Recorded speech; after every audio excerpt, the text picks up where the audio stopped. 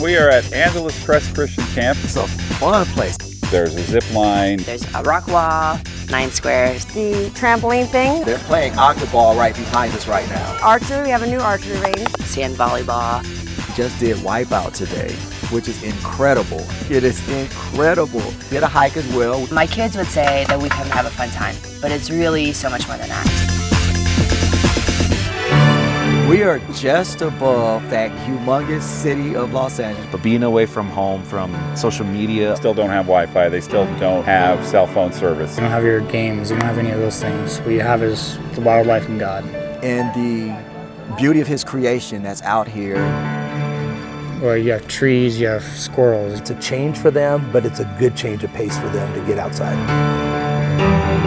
It's also a great time for the group to grow together. Being up here helps them be away from their home. We come up to camp, instead of being these separate little cliques, we are now all of a sudden fairly cohesive youth group. And so here is intense relationship building. Just the other night, we went back to the cabin. The leaders got there and our boys were talking, they were praying together. So now the guys are they're like this. We've had opportunities to really talk and have some deep discussions. And we can continue that relationship down the mountain.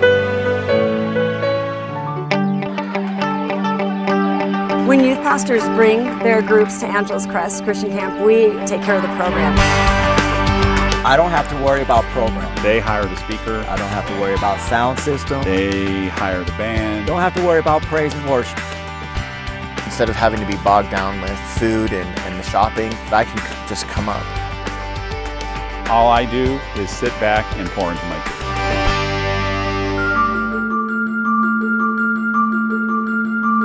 It's just cool to, out of all the sarcasm and jokes and rowdiness, to just pause and hear these kids talk about how much they love God and what they learned. To see God move in these kids' lives, to me personally, is everything. I've had kids and students in our youth group that have gone through, divorce and struggles and suicidal thoughts. I really am hoping that my students will come to me in difficult situations. They know that I'm there. To see how God is so faithful in answering prayers and how he uses people, how he uses this space, how he uses this community to create a loving environment for people who desperately need love.